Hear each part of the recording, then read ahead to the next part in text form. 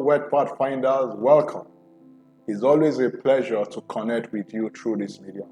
And I consider it a great privilege to be able to share my thoughts and my experience with you. I hope that you are getting value, and I hope that this is transforming your business. As I usually say, I also want to say today, don't believe a word that I say. Why would you come and listen to me and I will ask you not to believe a word that I say? Because it is my experience. But what I'm asking you to do is just put it to use. If it works for you, adopt it as a business philosophy. If it doesn't work for you, please trash it. But one of the things I can guarantee you that these have worked for me over the years, and it has worked for thousands of my students all over the world, and most big organizations have used this to create ventures and launch new products, successful products that the market cannot resist. So I want to guarantee you, put it to use and you will see the difference. Last week, we talked about entrepreneurship, and we concluded that, that entrepreneurship and launching of new venture is not about one high-profile entrepreneur.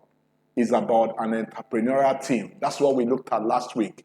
And as a result of this, one of the many masterminds that I belong to, some members of the group now decided to say, okay, based on this video, let's form an entrepreneurial team. And I felt excited about that because it's going to be an opportunity to experiment ventures and see how successful we can be as a team. But one of the things I observed, which is the mistake that majority of people make when they want to ideate a product or a service or launch a new venture, is that they start with an idea. So ideas started flowing in the group, and I was just laughing. Why was I laughing? Because I understand that when it comes to entrepreneurial venture, it doesn't start with an idea. Where does it start from? It starts from need or problem identification. That is where it starts from. You need to identify the needs. You need to identify the problem. Why is this important? For any entrepreneurial venture to succeed, what you're going to find out that it must be an innovation. Because if it is not an innovation, what will be the justification for people to switch from their current solution, to come and patronize your new solution? There had to be an improvement. There had to be something new. There had to be an innovation. Without an innovation, people will not abandon what they are, except you want to compete on price and quality. I can tell you that there's no way that you can compete successfully on price. What can you do? You need to create a niche where you can, charge a premium. You need a niche that nobody is addressing right now, so that you can do what? So that you can charge, a premium. And my experience with working with clients world over is that product and service ideation, when it comes to product and service ideation, they first enter the solution mode.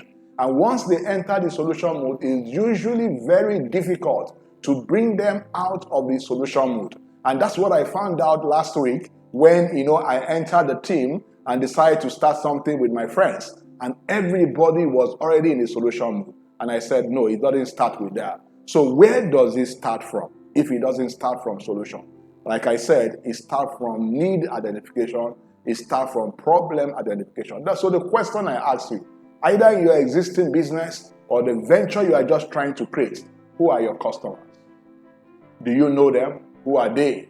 All right? So there are so many characteristics you need to understand about your customer, but because of our time, I'll tell you 3 things you need to know about your customer. What job do they want to do? What pains are they going through right now? Physical pains, for not doing the job effectively or for not doing the job at all. What gain or benefit do they want for having the job done?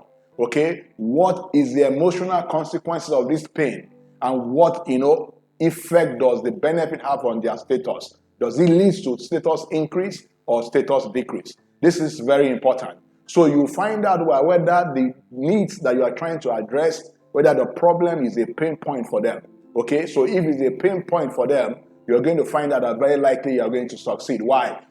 People are motivated to spend money for 2 reasons. One is to solve pain. 2 is to gain pleasure. But you find out that when it comes to releasing money, people are more motivated to solve pain than to gain pleasure. I give you an example. if you have a cancer patient that have $5,000, and he has two options. One is remove the cancer pain with the $5,000, or go and spend holiday in Bahamas. Very likely this guy will choose to remove the cancer pain than going to Bahamas. But you find out that when you remove the pain, pleasure comes. So, is it a pain point to them?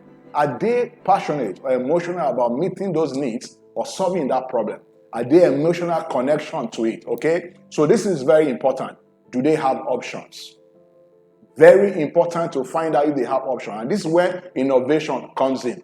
If they don't have options, you can only if they have options rather, you can only compete on price when they have options.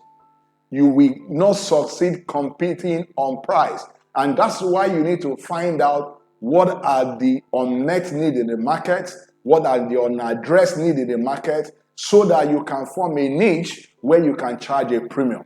Okay? So it's very important. If they have options, okay, you struggle, except you are able to innovate. Find an unmet need that you are able to innovate. Okay? Then the next thing you need to find out, you might find out that yes, there's a real problem, okay, in the marketplace. People are ready to pay for it. Okay, people are excited to pay for it, but the market size of that opportunity might be small, and it might not be worth a business. This is one consideration that a lot of people don't consider. The market size might be small. So is the market size large enough for that opportunity to qualify as a business? So I want to round it up. The first thing to come up with is a customer profile. And what is a customer profile? That's where you identify who your customers are, what pains are they going through, what job do they want to do, what benefit do they want to get. Once you get this, okay, you are on your way, okay? So the first thing is what? Customer profile. Before I close, I want to share with you 5 reasons why a customer profile is key as the first step, okay, in bringing an opportunity to the marketplace, in creating a new venture. The first thing is to clarify your understanding of your customer.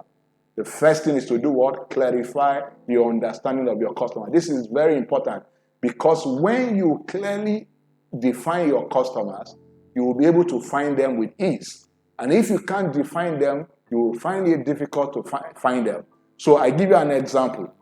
If you make up your mind today that you want one odd color of a brand of a vehicle, very soon as you step out, the moment you make up your mind, you have defined it, you begin to see that vehicle everywhere as if they just launched it at the market. What had happened is that when you define, you begin to identify.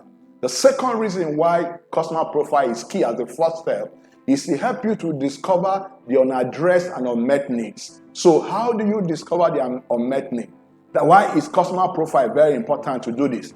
When you understand who your customer is, then you can go and interview them to find out areas of pains, in the current solution that exists in the market, what area is not being addressed, what needs are not being met, so that you know exactly where to concentrate. There is also, the unmet, latent need. Latent needs are the needs that the, customer have, but they are not aware of. How do you find this? You need to find it by observation. But if you don't know who your customer is, who are you going to observe? It's going to be difficult. Okay? The third reason why customer profile is important is that it helps you to discover area where you need to innovate. Of course, it's area of unmet need, area of unaddressed need, area of latent needs. That is the area where you need to innovate. Okay? That's where you need to bring improvement.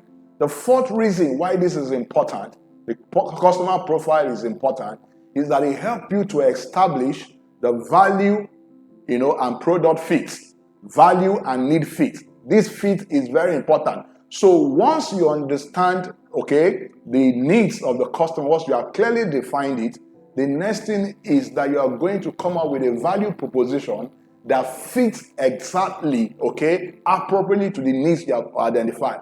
Once you are able to do this correctly, you're going to be launching a venture, you're going to ideating a product that the market cannot withstand. This is very important. That fit is very important. The reason that majority of people struggle in the market is because there's no value proposition and need fit. There's no fit. But once you establish this fit, okay, you are going, to be largely successful. The last reason why a customer profile is key is for effective marketing communication. Okay, now you understand the job they want to do.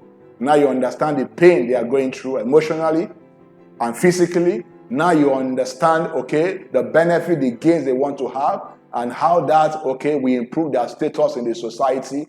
Once you begin to communicate this fact using the language of the customer, you are going to find out that it's going to resonate, you are going to connect with them, and they are going to come to the conclusion that if you understand their problem, you have the solution. So it's very important that you understand the market, the customer profile, so that you can effectively communicate your product to your customer.